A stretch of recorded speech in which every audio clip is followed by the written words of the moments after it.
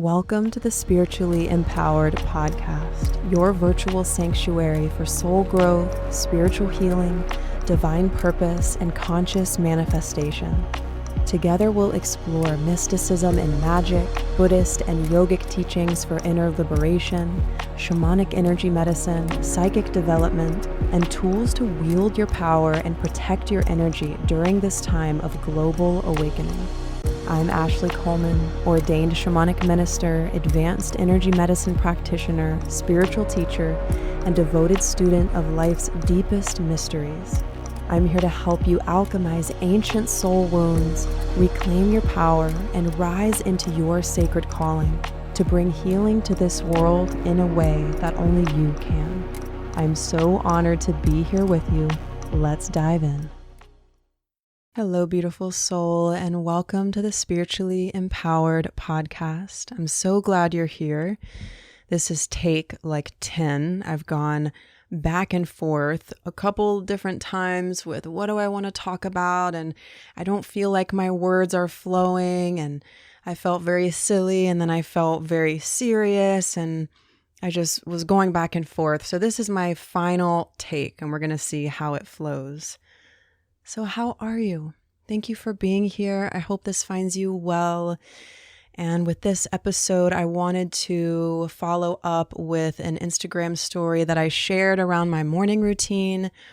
And a few of you said you wanted to hear more about that. So I want to bring you through how I set up every day so that I can feel close to myself, spiritually sovereign, and so that I can move about my day with the connection to my soul being at the forefront of my focus. And so as I'm waking up, I go right into prayer. Right when I'm conscious, I start to think about God, I start to think about Christ, I start to pray, because my worry mind, I don't even want to say but the worry mind, some people call it the devil, some people call it negative energy, I don't care what you call it, the worry mind. If I don't start to pray right away, then I start to solidify the worries from yesterday and start to replay the shit back into my morning. And that's how we live the same life every single day, is we keep thinking the same thoughts, which makes us feel the same way, which makes us behave the same way. So I do this and I teach this to catch it immediately. As soon as you're conscious, this is just what I do. As soon as I'm conscious, I start praying. In my heart, I connect to God, I start praying, and I have a rule with myself that I don't look at any social media, any news, anything until I do my meditation practice. So I like to get up and get ready for the day and put on fresh clothes, rinse off, all that stuff. And then this is not an ad, by the way. I'm not getting paid to say this or promote these brands, but my partner has gotten me into Element electrolytes. So I do that most mornings where I wake up, I do my routine of getting ready for the day, and then I do my electrolytes, Element brand, and then I'm absolutely in love with Organifi's Harmony drink. It's for hormone health for women. I used to be a mad chocolate milk drinker growing up. Like, I was obsessed, I was in love. And my sister, she's 3 years older than me, jokes that I have my adult chocolate milks now. I've got my Organifi hormone blend, which I drink like every single day, every single morning. It's so nice, especially when it's cold out. And then I have my Organifi, I think it's called Gold, or it's like an evening chocolate milk drink with like good shit in it. And then I have cacao, ceremonial cacao that I drink. And then I just started making this recipe from Eating Bird Food on Instagram. Shout out, a protein hot chocolate. And that is absolutely amazing. So I've got my chocolate drinks. So I do that Harmony blend every morning. I pet Uni 1,000 times. I kiss her 100 times, all that stuff. She's my cat and I'm in love with her. And then I go into my meditation room. So in the house that I live in right now, I have a little like porch, which is not heated. It's just this like tiny little porch situation off the side of my house. And there I have my altar set up. It's just for my morning practice. And so having that space really helps me get into the rhythm of that routine. It takes me no effort because it's so embedded in me to do that morning practice. I just walk in there and sit down. And I massage my feet. I do that good feminine self-love. I put lotion on my feet every morning and massage my feet. And I light my 3 altars. So I do keep altars. And I wanted to take a little bit of this episode to share on that. When I did my 500 plus hour shamanic energy medicine training with the 4 winds, created by Alberto Villoldo, he really deepened my awareness of altars, especially an ancestor altar. I currently have 3 altars. I have a personal altar, a interfaith altar that is connected to my life's work, and then I have, and some of you might or might not know that I'm in a training to become an interfaith minister. I'm already an ordained shamanic minister. I'm taking it further into interfaith ministry. So that's really the next wave of my passion that I'm just absolutely in love with. I've always had an interfaith heart, and that just means you blend traditions. You learn all about different traditions instead of just being a devotee of one religious path or one spiritual path, which I feel mystics in how I understand and choose to define the word are naturally more interfaith because the mystic is rogue. They're out on the mountaintop. They're out exploring new things. They're questioning things. They don't stand for dogma. They're always edging out of the boxes that society wants us to be in, right? So if you're here, then I bet you resonate with that mystic archetype, this freedom-seeking, passionate, devoted spiritual person who is not just here to hover up in the clouds or to get lost in the sauce of everyday life, but you really live as a bridge between the spiritual and the physical worlds. So I have my interfaith altar, and then I have an ancestor altar. And Alberto Villoldo said in my training around having an ancestor altar that that's a really ancient practice, especially in different parts of the world, Chinese religion, Taoism, like over in that part of the world, they do a lot with ancestors. And this practice, as he said it, is about elevating your ancestors. So you give them an elevated, loving place in your life so that they don't show up at your dinner table. It's literally what he would say, so that they don't get mixed into your relationships. You sort of encapsulate their energy in a place of honor. You elevate them on an altar. An altar is not on the floor. It can be on the floor, but elevated up on a table. I think one of my altar tables from like Home Goods or TJ Maxx. Like they have these really great wood stepping stools, like they're little like steps, and they make perfect altars. So my ancestor altar is on that. You can have living ancestors on that altar. I have my mom, my grandma, so I have my dad's side items, and you really just clean the space. And then you blow a prayer into every item that goes on the altar. Your breath informs matter. Your breath sends the intention.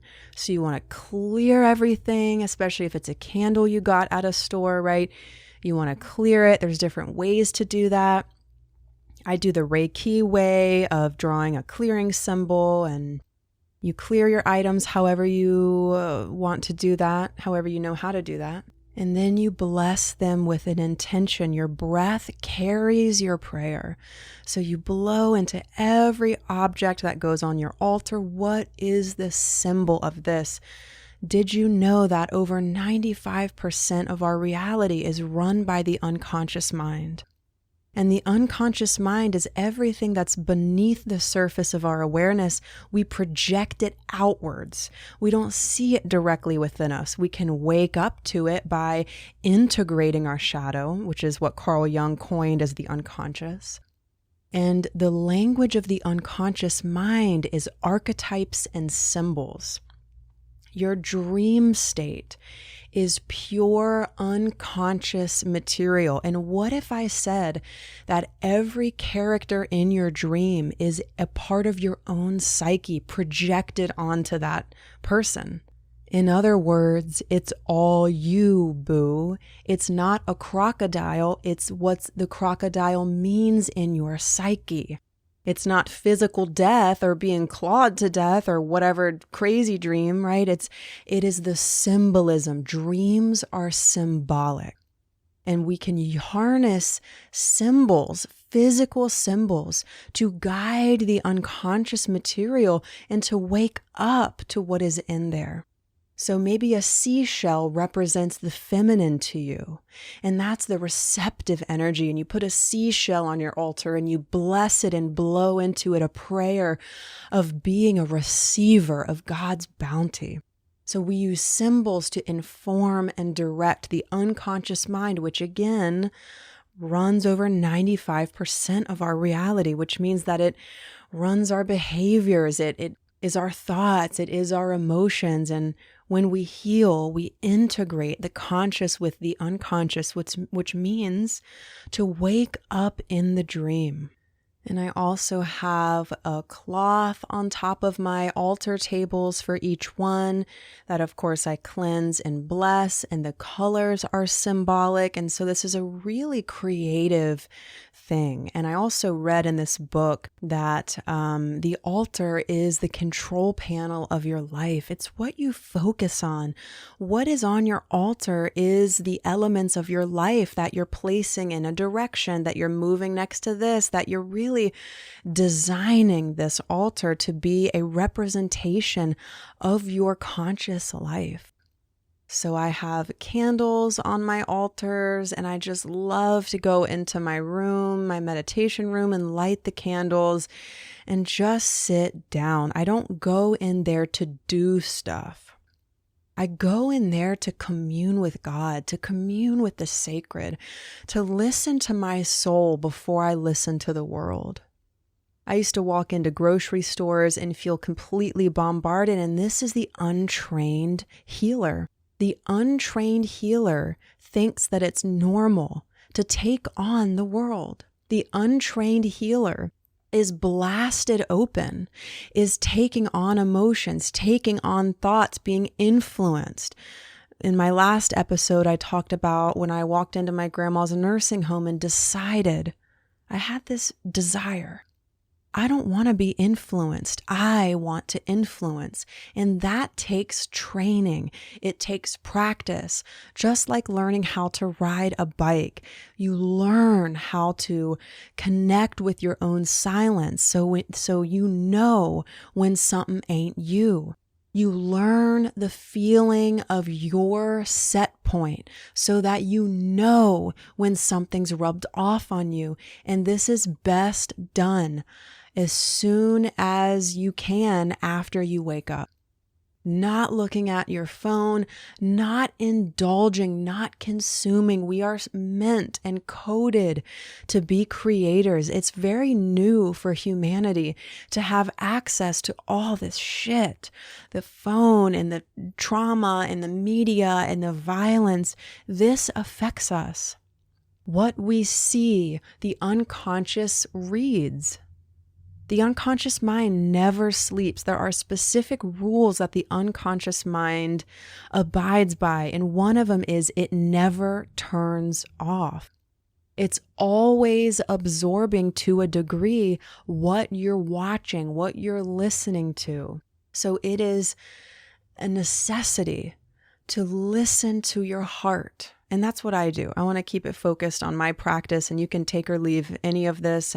But I really believe in that because I went from an untrained healer, bombarded, addicted. I was reaching for stuff to balance my nervous system because I felt other stuff on me. I just felt like I was a sponge. You don't have to live that way. You are not coded to live that way. You are a creator, a co-creator with God.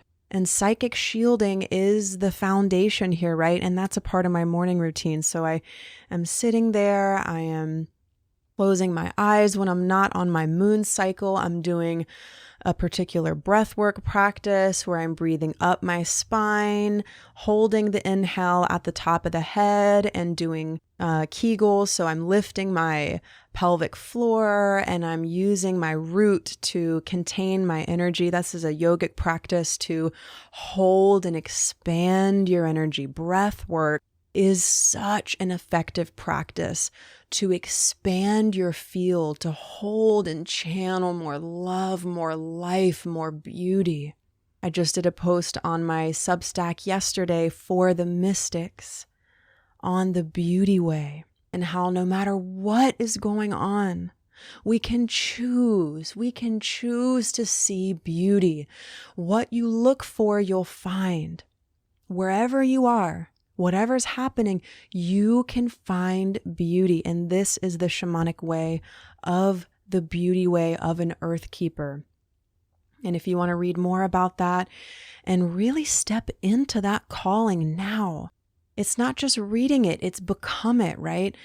I feel that we are awakening together to our role to make this world a greater place, one moment at a time. And you really can't do that if you're depleted, if you're bombarded, if you're addicted, if you're using things to cope with your energy that's been blown open. So close the field. I used to binge eat, and a part of my healing of that was learning how to psychically how to psychically shield my energy, because I was using food to regulate, and food and weight often acts like a barrier between you and the world. So the more I trained these gifts, the more I stopped using things to regulate myself, because I'm using the word no in my auric field. And in Western magical traditions, there are 2 ways to increase your power in your aura. Number 1 is the luminosity of your aura, more light, more confidence, more power, more influence. So you can visualize light flooding your aura, cleansing anything that needs to be cleansed, a blue supernova expanding at the center of your belly, and purifying out anything that doesn't belong to you. You can command it, you can see it. So number 1 is luminosity, the light, the literal expansion of light in your aura. And number 2 is size. So in this tradition, in the Western occult tradition, they have practices where they imagine that they're standing on the earth. They're massive in their energy. And I've done those and they work. And so the luminosity and the size of your auric field, this is a really important one. So after I do that, which I do that almost every day, I do something with my aura in terms of that, but I always shield. I put a fiery light, a fiery shield, and then I say out loud, I activate this fiery shield around my auric field, and my aura is inside the shield now. And I code this shield to protect me in Jesus' name. No, I'm not religious. Yes, I work with Christ and I love Christ, and I've been practicing this. I will say that when it comes to removing darkness, working with Christ and Jesus is life-changing. And what does the mystic do? They try it. If you want, right? That's just a message here with the mystic. You don't take anybody's word for anything. Try it. So if you feel spooked at night, I invoke Christ into this space. In the name of Jesus Christ, I remove, revoke, and release all negative interference now from my body, mind, and space. And I'm telling you, they just cannot breathe that air. Negativity cannot breathe that air. Remember, I don't like to use the word war, but let me see if I can think of another one. This is a spiritual war. I'm just going to say it right now. Everything that we're seeing in the physical is happening in the invisible. And the invisible is directing the physical, right? We know that. Matter is formulated, directed, and created through the energetic realm. Matter is collapsed energy into form. So these tools, and again, don't take my word for it, please. If you are tired of overusing things to balance yourself out, if you are tired of feeling like people are draining your freaking energy, then try these practices. If your mind is overdoing it and you're thinking and you're thinking and you're thinking and you're thinking, I had this experience at a stop sign where my thoughts were going and going and going and going and going, and I got to the stop sign and there was no music on. I got to the stop sign, I stopped. What a symbol, by the way, of the stop sign. Oh my gosh. And I said out loud, your voice out loud commands time and space. Please know that. I said out loud, I close all of my psychic centers now. Or I think I said, I turn off all of my psychic gifts now. I close all psychic centers now. And when I tell you it went completely dead quiet and I finally had some damn peace. I used to be laying in my bed years ago and I would hear like voices and radio sounds and like, we're freaking telepathic over here. We're ancient stardust manifested in human form. Of course we're tapping into the collective thought stream. Seal the field. My energy field is sealed. I do not consent to take on energy that does not belong to me. I do not consent. You say it in fierce love. Love is really fierce. I like to use the mother bear example. Love is fierce. I love you. I revoke you. We're not sending shit to hell, right? That is so uncool. It is so uncool to send fragments of God deeper into darkness, deeper into the hell realms. Uncool. The shamans do it differently. We cast them back to love. We bring them back to God. We say, you're leaving here now and you are going back to the light now. And if they choose to not go back to the light, fine. They can go themselves to the hell realms. Why? Because we have free will. If they want to go to the hell realm, they go to the hell realm. But when I cast to God. When I cast to the light. And this is literally what I was trained in that shamanic training. We bring them home. Shaman Durek says, those are our lost brothers and sisters. If everything is part of God, then even the negative shit is part of God, right? And this changed my life. What if it's our brothers and sisters trapped in negativity? And so that is how I see it. It's like people say it's all love and it's all God, but they're not even living like that. If it's all oneness, if you really think it's all oneness, then why are you feeding separation by casting energies into the shadows? If it's all oneness, which it's not. It is and it isn't. The deeper I go into my own mystical wisdom and training, it's both and. We are in a field of love. And within that field of love is fucking duality. You are you and I am me. Sure, we're both energy. Sure, there's a collective consciousness, but we came here to be separate bodies. Right? We didn't come here to merge and to forget who we are. And this is really a part of my path, is to develop my inner masculine, develop a personal will, develop separateness. How taboo to those sitting in meditation, absolving into oneness. And trust me, I love oneness. I'm a Pisces. Come on now. But what I've noticed is that you can go too far in that direction. And I have gone far. I have gone too far. And I had mentors tell me, you're going too far. And I said, really? And I listened to my own truth and I said, damn, they're right. You're going too far. So I said, okay, let me go back to the Buddha's teaching of the middle way.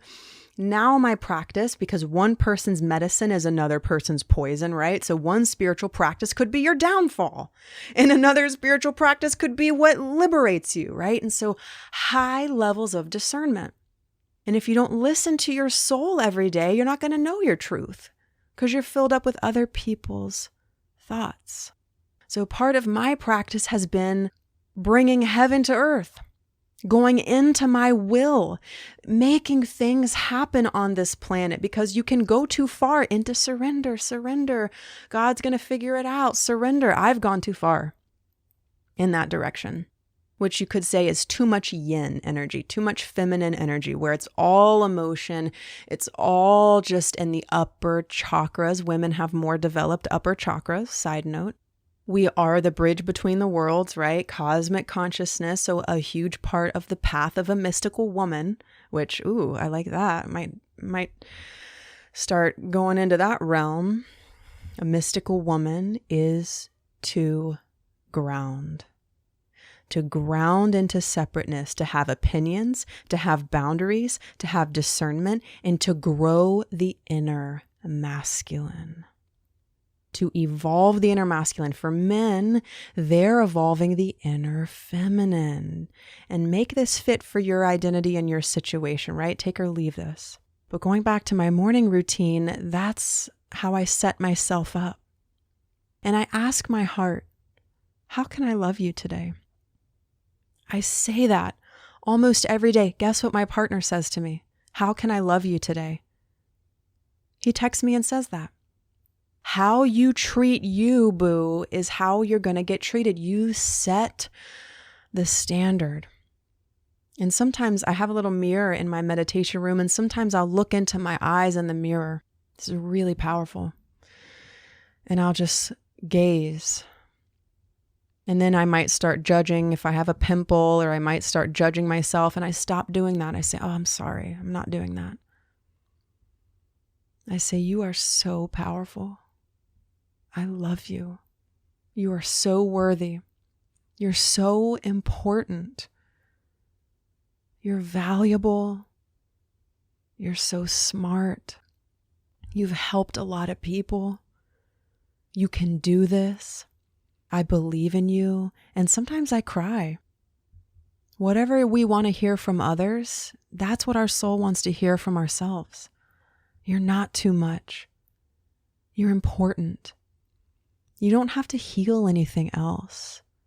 It's time to take action. You can do it. I believe in you.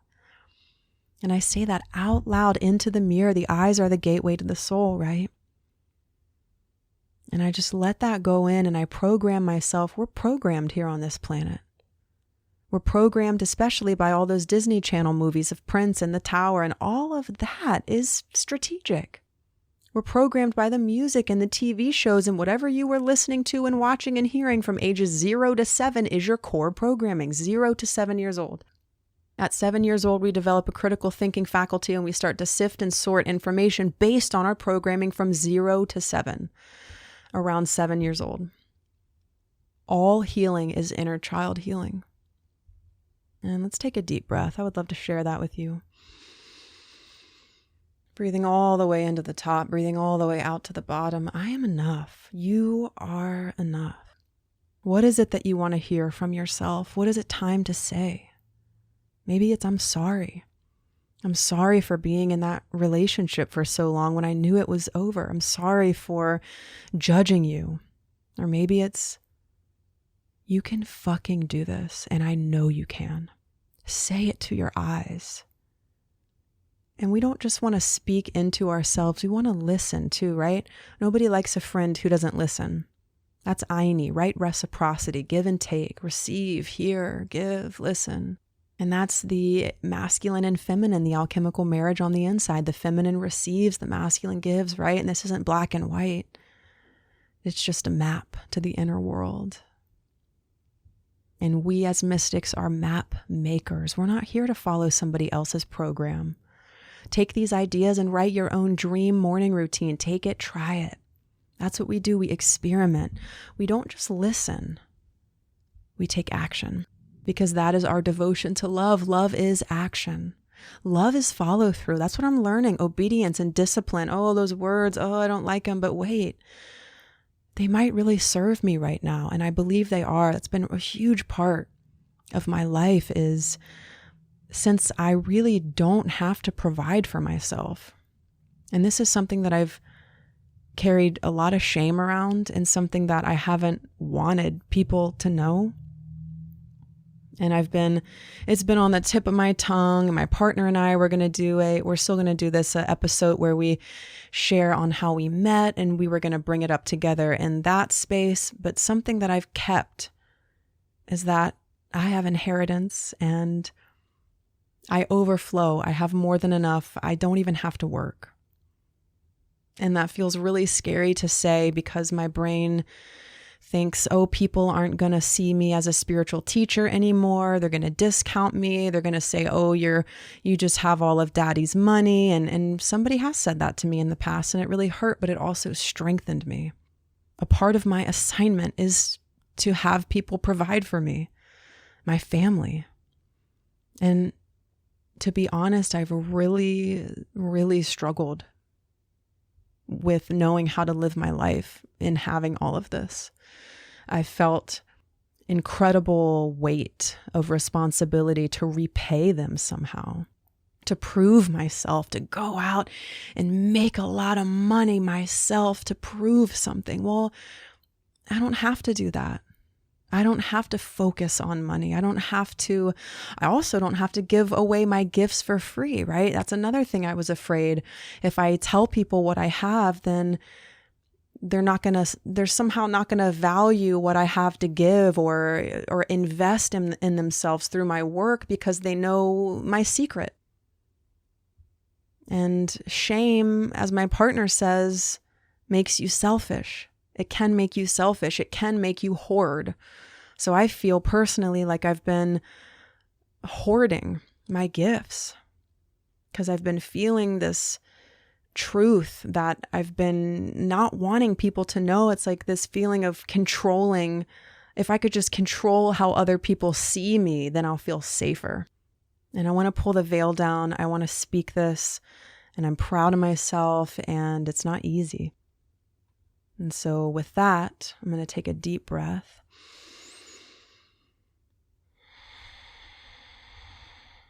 And it just reminds me of my shamanic training and teachings around what you try to hide is the first thing people see. So as a role model in human design, I want to just be so liberated and so free. And if there's anything that I'm holding, obviously I don't need to say that. And people have said, oh, you don't need to tell anybody. And I'm like, but it's weighing on me and it's been hard. I feel like I've been on an island and it's hard to relate to people sometimes. And I just want to pull the veil down.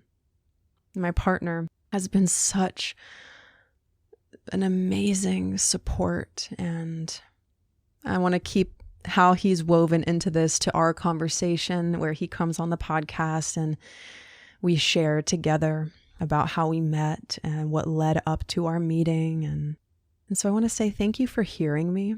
I can't control your opinion of me. I'm done trying, and just feeling grateful for the opportunity to be heard. It's really cool with technology that I can reach people in France right now. And I don't know where you are in the world, but I just feel closer with you and deeper in this connection with you in expressing this today. And that's really the gist of my morning routine. I didn't really know that I was going to get all the way into this, but I'm so glad it was right at the tip of my tongue. It's the perfect moment to set myself free today. And another part of my liberation practice has been doing daily Substack writing. So I've been just writing every day, one stripped down piece of writing on any topic that my muse, my inner creativity wants to share. If that interests you, I will link that in the show notes as well. If you subscribe, you will be notified via email when that new post drops every day. And if you don't want any more email notifications in your email, then don't subscribe and just have a look if you desire. And maybe you're like, oh my gosh, I also want to free my muse. I also want to unkink my hose and really get these creative juices flowing again, liberate. That's how we co-create with God, as we get into our bodies and what do I want to create and what does my voice want to say? And that's how we free this energy, is to just do it. So maybe you're like, ooh, I want to do a daily writing practice, and we can do it together. And so that is there for you in the show notes. And another deep breath together, if you would.